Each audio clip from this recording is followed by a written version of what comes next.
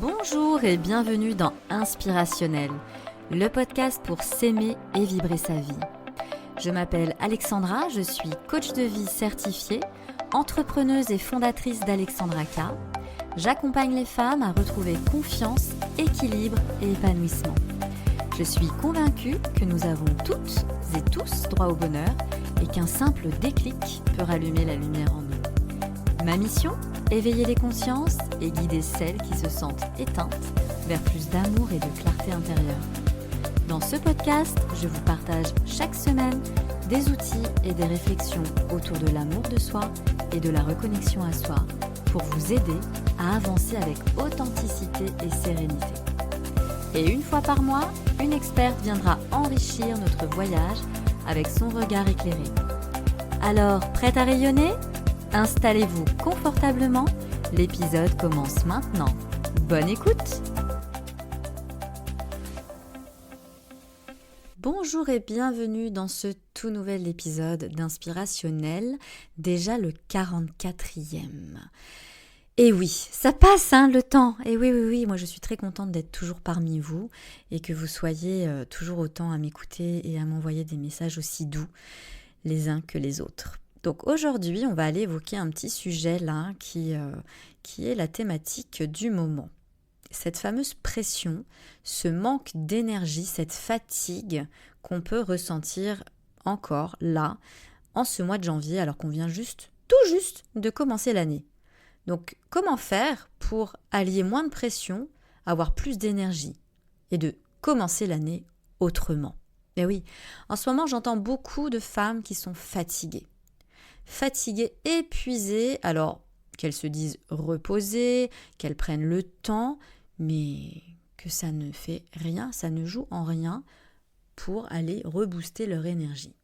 Très souvent, en fait, cette fatigue, elle n'est pas uniquement physique. Elle vient d'une pression intérieure, justement, parfois invisible, que l'on se met pour bien faire, bien commencer, ne pas se tromper, avoir ces injonctions en ce début d'année, des objectifs et des intentions qu'on a posés pour s'y tenir. Alors aujourd'hui, j'ai envie de vous proposer un autre regard, de comprendre pourquoi cette pression, elle fait baisser justement votre énergie. Et c'est pas uniquement le manque de repos, l'alimentation, oui, ça va jouer, bien sûr, si vous ne dormez pas assez, s'il y a de l'alimentation à aller modifier, s'il y a un manque d'hydratation au niveau de vos besoins primaires, fondamentaux, bien sûr que oui, c'est là qu'il va falloir déjà opérer. Moi, je parle à celles qui ont déjà tout testé, qui se disent « c'est bon, je dors bien, je me repose, je m'alimente sainement, je m'hydrate bien, je sors dehors, je prends l'air, je marche. » Et en fait, je suis toujours fatiguée. Ça vous arrive ou pas ? Parce que j'en ai plein là en ce moment dans mon entourage. Malgré le fait qu'elles cochent toutes ces fameuses cases pour répondre à leurs besoins primaires, fondamentaux, physiologiques, l'énergie, elle n'est pas là du tout. Mais alors pas là, du tout. Alors oui, on est encore en hiver, donc vous allez me dire c'est un petit peu normal. L'hiver, on hiberne, il y a un manque de lumière, mais la lumière, elle commence à arriver là un peu plus. Voilà, donc aujourd'hui, on va aller regarder ce qui pêche. Comprendre pourquoi cette pression que vous avez peut-être de manière inconsciente en vous fait baisser votre énergie. Et surtout, comment retrouver de l'élan sans se forcer, sans se juger, ni culpabiliser, encore moins s'épuiser. Alors, je vous le disais déjà, la fameuse pression du début d'année. C'est vraiment une fuite en avant vers un manque d'énergie, de tonus, de vitalité, de dynamisme. Le début d'année, en fait, il est souvent rempli d'injonctions comme « il faut repartir motivé », il faut avoir des objectifs, il faut faire mieux que l'an dernier. Les fameux « il faut ». Vous les dites ou pas ? Vous les ressentez ? Il faut que je sois meilleure. Il faut que je passe une année autre que 2025. Les fameux « il faut » créent une tension intérieure. Ne serait-ce que là, si vous prenez un instant pour vous les répéter en votre fort intérieur, regardez comment votre corps il va réagir, ce que vous allez ressentir.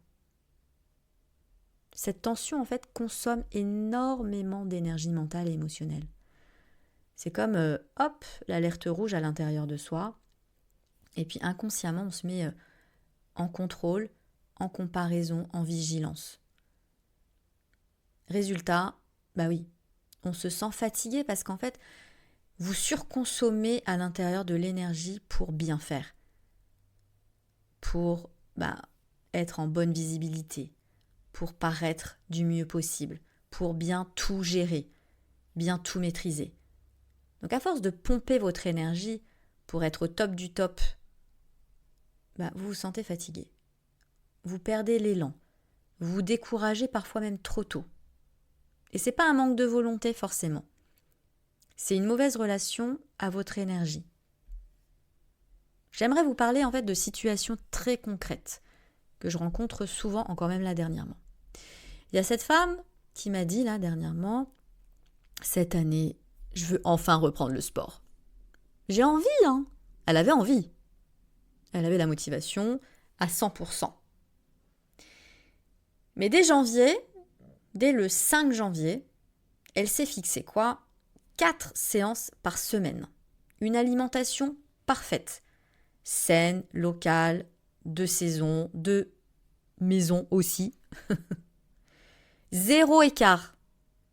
Alors le Dry January aussi, 0 alcool, 0 sucre, 0 graisse. Je peux vous dire que là, maintenant où je vous parle, elle se sent épuisée. Une semaine après, il a fallu 7 jours pour qu'elle se sente épuisée, et pas seulement physiquement, mais mentalement aussi.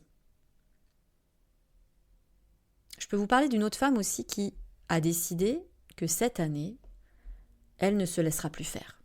Non. Elle a décidé de poser ses limites. Ok. Mais alors, elle a décidé, là, de les poser partout, d'un seul coup. Dire non à tout, d'être forte, solide, irréprochable. De tenir. Et pareil. Résultat, 7 jours après, tension, culpabilité, irritabilité, fatigue émotionnelle. Donc, ce que vivent ces femmes-là, c'est pas un manque de motivation parce qu'à la base, elles le sont, motivées. Elles ont même pas l'envie. C'est un désir profond, un besoin profond de répondre à leurs objectifs. Donc, c'est pas du tout un manque de motivation. C'est vraiment une violence, mais vraiment violence douce à l'intérieur d'elle-même, envers elle-même. Elle s'auto-sabote directement. Le corps, en fait, lui, il n'aime pas les changements brutaux, trop rapides. Il a besoin de progressivité, de sécurité, de sens, de prendre le temps d'y aller pas à pas. Je vous l'ai déjà dit dans un ou plusieurs de mes podcasts, le cerveau, lui, il met 7 jours pour comprendre en fait le message. Si d'un coup, vous lui changez tout, vous faites un reset et que vous changez votre façon de vous alimenter, de vous hydrater, de dormir, de faire du sport, de répondre aux autres ou ne pas répondre, enfin de changer tout en fait, pétage de plomb, hein. Je comprends plus. Hein. C'est comme si vous aviez une cocotte minute là qui comprenait pas en fait sur quel mode de cuisson vous l'aviez mise et qui commence du coup à partir en live et à péter le bouchon. Vous le voyez là, le pouf et partir en fumée. C'est exactement ça. On ne peut pas changer, transformer quelque chose en opérant un virage à 180. C'est pas possible. On y va crescendo. C'est là que la différence entre objectif et intention devient essentielle. C'est très sensible, hein. C'est vraiment... faut s'arrêter dessus un petit peu. Il faut prendre le temps, justement, là je vais vous dire, il faut s'y arrêter pour comprendre en fait le distinguo entre les deux. Un objectif va vous parler au niveau mental. Il va dire « je dois »,« il faut ». Je n'ai pas le droit d'échouer, je me dois d'être excellente, d'être parfaite. Reprenons l'exemple en fait d'une personne qui veut maigrir. Si elle se fixe comme objectif, je vais faire du sport tous les jours, ne plus jamais faire d'écart, bon bah là, elle part dans une énergie de tension parce que déjà, alors c'est bien d'avoir une tension, un élastique, vous savez, toujours tendu là, entre ce que vous voulez, ce que vous êtes et ce que vous voulez devenir. C'est important d'avoir des objectifs ambitieux, de vous dire oh là là, je dois me retrousser les manches, parce que si c'était facile en fait, pas besoin de se fixer en fait un objectif. Vous continuez le processus et puis vous arrivez à un changement, à une transformation. Maintenant, l'idée c'est que ça soit pas non plus trop haut, que la montagne ne soit pas trop haute, parce que vous allez vouloir la grimper, donc vous avez la motivation au début, mais vous allez vous essouffler très vite, parce que votre corps ne va pas suivre, le cerveau ne comprend pas ce que vous voulez lui dire là, et le corps du coup va s'épuiser naturellement. Donc c'est pour ça qu'après, ça va complètement dérégler vos émotions. Vous n'allez pas du tout comprendre. Votre mental, il va dire, mais qu'est-ce qui se passe en fait ? Je le voulais vraiment en fait. Je veux vraiment maigrir. Et puis ça marche pas. Parce qu'en une semaine, voilà, vous avez beau arrêter de manger, faire du sport à outrance, c'est pas comme ça que ça va se passer. Je suis pas une coach sportive, mais tout le monde le sait, on est d'accord. Donc je vous donne cet exemple-là exprès pour que vous puissiez comprendre en fait que ça marche dans tout. Ça marche dans tout objectif. Que ce soit la volonté de mincir, d'avoir une activité sportive durable, de pouvoir poser ses limites, d'oser une nouvelle activité, de trouver sa passion, de pouvoir rencontrer des nouvelles personnes. Il y a vraiment une différence entre un objectif et une intention. L'intention, elle va chercher le sens derrière l'objectif. Elle va chercher son pourquoi. Là, la personne, si on reprend encore une fois toujours l'exemple de son souhait de vouloir maigrir, c'est quoi son pourquoi ? Pourquoi elle veut maigrir en fait ?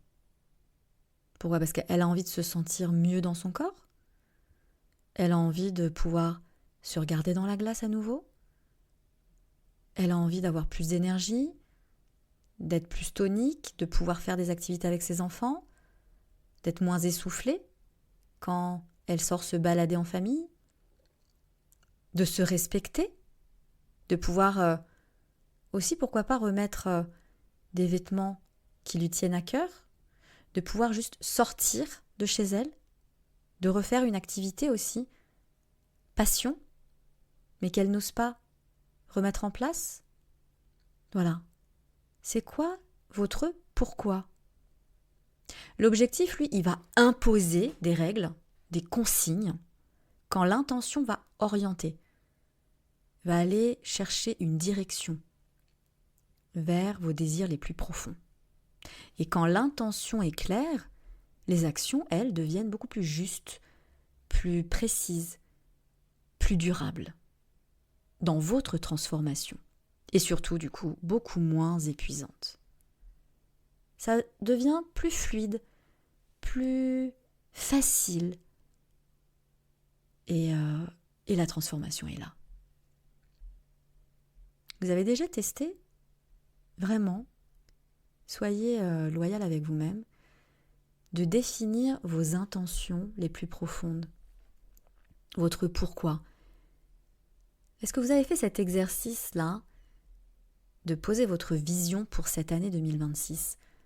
Comment vous voulez qu'elle soit cette année-là ? Et surtout, comment vous avez envie d'être ? Quelles émotions avez-vous envie de ressentir ? Quelles activités vous avez envie d'exercer, de tester, d'approfondir ? Quelle femme avez-vous envie d'être ? Au niveau de vos ressentis, de vos émotions, de vos actions. Et pourquoi ? Qu'est-ce qui vous motive au plus haut point pour ressentir l'émotion que vous avez envie de ressentir cette année ? Si ce n'est pas déjà fait, moi je vous invite à vous asseoir et à vous poser ces bonnes questions-là. Et pas uniquement alors voilà, je veux, si on reprend l'exemple de maigrir, je veux maigrir. Je veux faire tant de kilos, je veux surtout pas perdre tant de poids parce que votre cerveau, lui, il va s'arrêter au poids. Et oui. Donc c'est important aussi de bien définir son intention en utilisant les bons mots aussi. Donc de manière positive, toujours. On oublie la négativité. On oublie le « je ne veux plus ressentir la tristesse ». Répétez juste cette phrase avec moi. Si vous répétez cette phrase « je ne veux plus ressentir la tristesse », le cerveau lui retient juste le mot-clé « la tristesse ». Le « ne pas », il l'oublie. Il ne connaît pas la négativité. Donc c'est toujours important de définir une intention de manière positive, tournée vers vos souhaits, vers vos envies, vos désirs les plus profonds. Donc je vous disais, j'ai envie de, je désire, je souhaite être comme si, me sentir comme ça, avoir plus de quoi. Donc je vous invite à y réfléchir. C'est le point de départ. Parce que si vous restez dans un objectif où vous avez le contrôle qui impose, quand on se force à faire quelque chose, le corps, lui, il reste en résistance. C'est pour ça, en fait, qu'il va envoyer des signaux, comme la fatigue, la baisse de motivation, le ralentissement, l'irritabilité, le découragement, le dégoût même. Et même la fatigue, si vous avez beau dormir, encore une fois, manger sainement, vous reposer, vous hydrater, etc.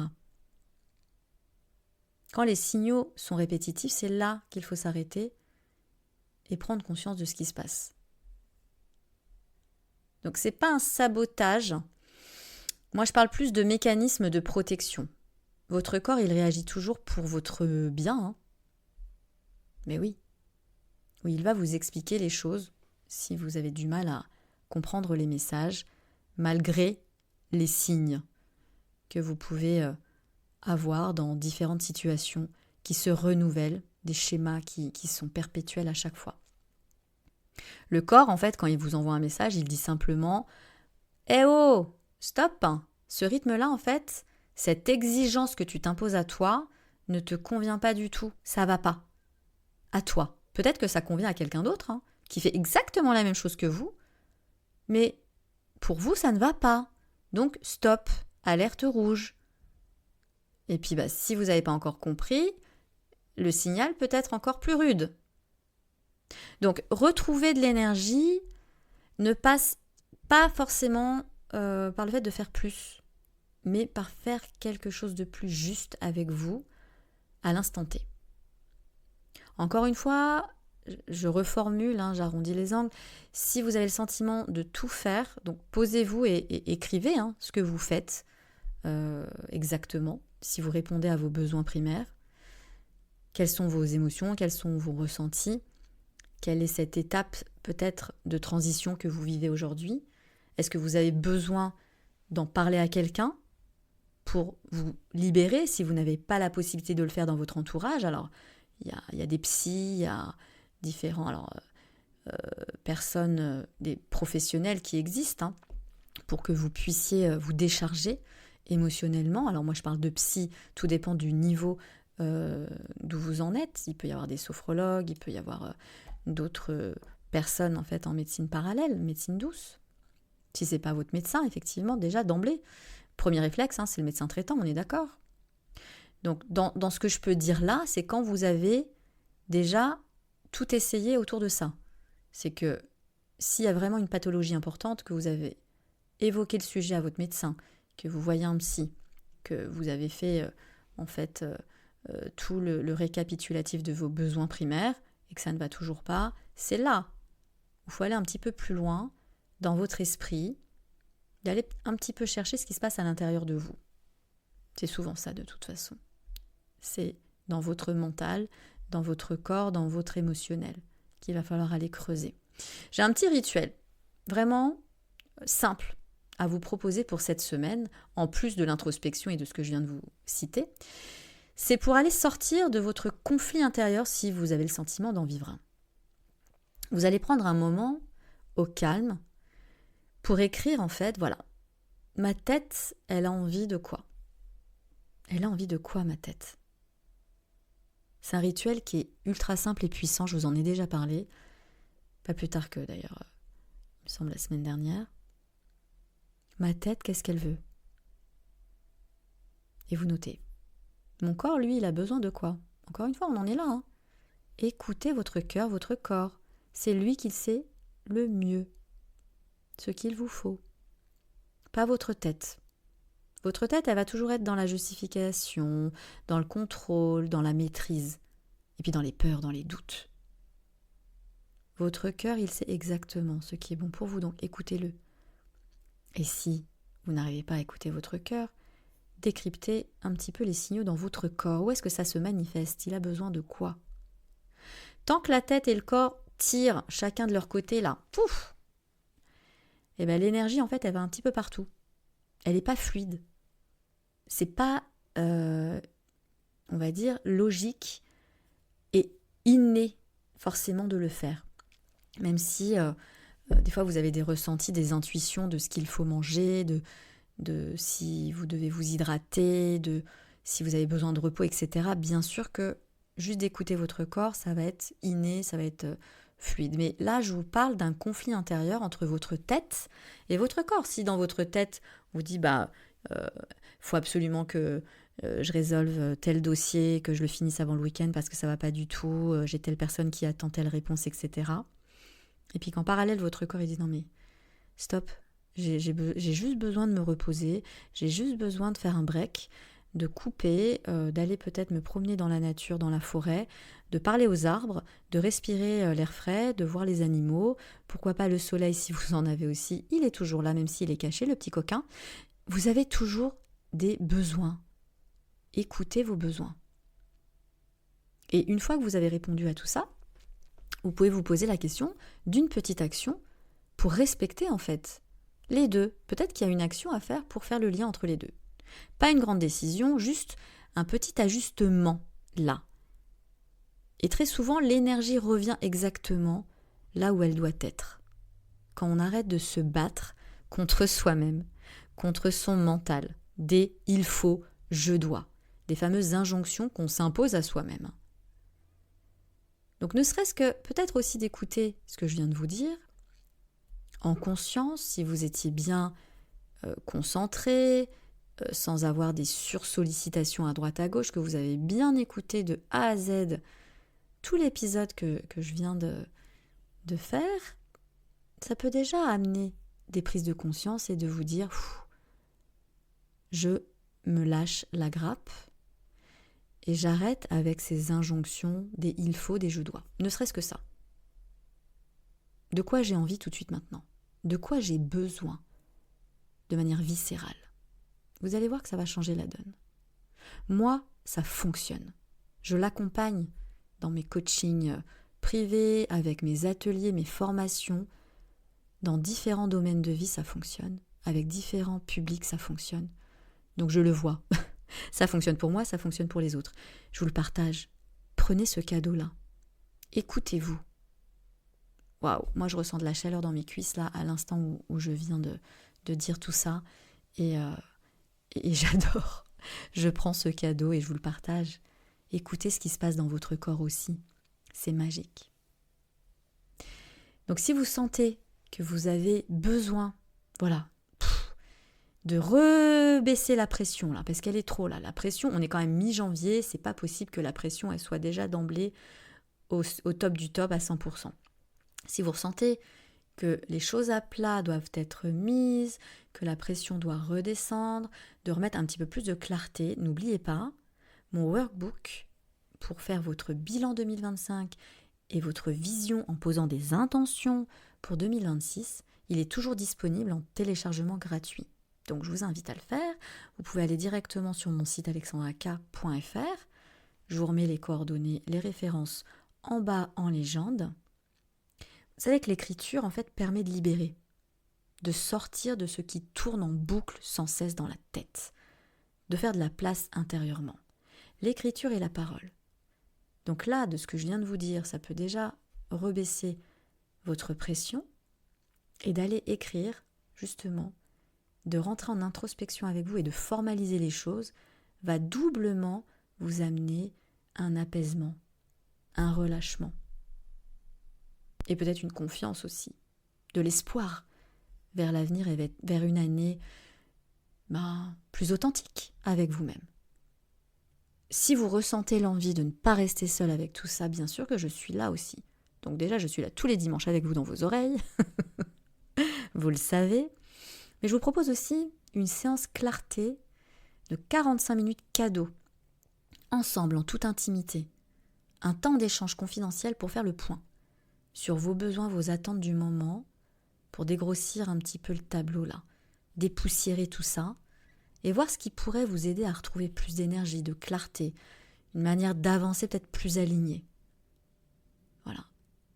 Et voir si vous avez besoin d'un coup de boost, d'un accompagnement plus profond, voir si mon programme signature métamorphose est pour vous ou pas. En tout cas, de faire ce point-là pour vous, ce cadeau, c'est, je pense, juste nécessaire. Si vous ressentez l'appel, c'est que c'est le moment. N'attendez pas. Toutes les informations sont dans la description de l'épisode ou alors sur mon site alexandraka.fr. N'hésitez pas à aller jeter un petit œil. Donc si vous sentez fatigué en ce début d'année, ce n'est pas un échec. Ce n'est pas déjà le résumé de votre année 2026, je vous rassure. C'est peut-être simplement le signe qu'il est temps de commencer autrement. Voilà, de changer de prisme, de vous accorder moins de pression, d'être plus à l'écoute avec vous-même, et puis d'apporter une énergie nouvelle, qu'elle revienne naturellement. Donc je vous retrouve très vite, bien sûr la semaine prochaine, pour un épisode très important où j'interviewe une experte dans le bien-être au féminin. Je ne vous en dis pas plus, je ne vous fais pas de spoiler, mais en tout cas restez bien à l'écoute et alerte. D'ici là, prenez soin de votre énergie, elle est précieuse. À très vite. Merci d'avoir écouté cet épisode d'Inspirationnel. J'espère qu'il vous a apporté des clés, des inspirations et des prises de conscience pour avancer avec plus d'amour et de confiance en vous. Si cet épisode vous a plu, n'hésitez pas à le partager à une amie qui pourrait en avoir besoin et à me laisser une note et un commentaire sur votre plateforme d'écoute préférée. C'est le meilleur moyen de soutenir ce podcast et de permettre à d'autres femmes de trouver leur propre lumière. Et si d'autres sujets vous intéressent et résonnent en vous actuellement, faites-le moi savoir aussi en commentaire et je créerai des épisodes dédiés spécifiquement selon vos demandes. Pour aller plus loin, retrouvez-moi sur alexandraka.fr ou sur les réseaux sociaux où je partage d'autres ressources et accompagnements pour vous guider sur votre propre chemin. Découvrez toutes les infos en légende pour me retrouver plus facilement. D'ici là, prenez soin de vous, osez vous aimer et souvenez-vous, vous êtes bien plus lumineuse que vous ne le pensez. À très bientôt pour un nouvel épisode.